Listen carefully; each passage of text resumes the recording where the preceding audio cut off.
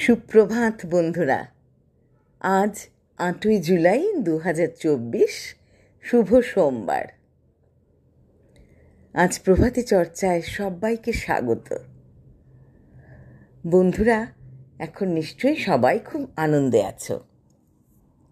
আজ প্রভাতী চর্চায় আমার প্রিয় কবি জয় গোস্বামীর প্রেমের কবিতা থেকে মালতীবালা বালিকা বিদ্যালয় কবিতাটি নিয়ে হাজির হয়েছি। বেণীমাধব, বেণীমাধব, তোমার বাড়ি যাব। বেণীমাধব, তুমি কি আর আমার কথা ভাবো? বেণীমাধব মোহন বাঁশি তমাল তরুমূলে বাজিয়েছিল। আমি তখন মালতী স্কুলে ডেস্কে বসে অঙ্ক করি। ছোট্ট ক্লাস ঘর, বাইরে দিদিমণির পাশে দিদিমণির বর। আমি তখন নবম শ্রেণী, আমি তখন শাড়ি।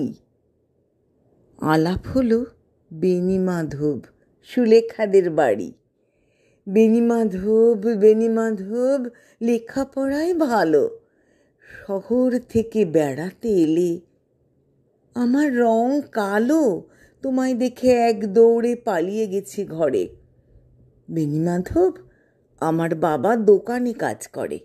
কুঞ্জে অলি গুঞ্জে তবু ফুটেছে মঞ্জরি। সন্ধেবেলা পড়তে বসে অঙ্কে ভুল করি। আমি তখন নবম শ্রেণী, আমি তখন 16। ব্রিজের ধারে বেণীমাধব লুকিয়ে দেখা হলো। বেণীমাধব, বেণীমাধব, এতদিনের পরে সত্যি বলো, সেসব কথা এখনো মনে পড়ে? সেসব কথা বলেছ তুমি তোমার প্রেমিকাকে? আমি কেবল একটি দিন তোমার পাশে তাকে দেখেছিলাম আলোর নিচে। অপূর্ব সে আলো, স্বীকার করি দুজনকেই মানিয়েছিল ভালো। জুড়িয়ে দিল চোখ আমার, পুড়িয়ে দিল চোখ।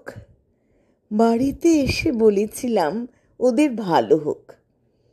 রাতে যখন ঘুমোতে যাই একতলার ঘরে, মেঝের উপর বিছানা পাতা, জ্যোৎস্না এসে পড়ে।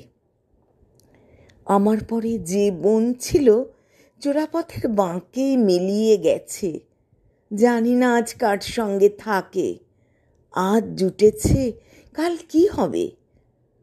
কালের ঘরে শুনি আমি এখন এই পাড়ায় সেলাই দিদিমণি। তবু আগুন, বেণীমাধব, আগুন জ্বলে কই?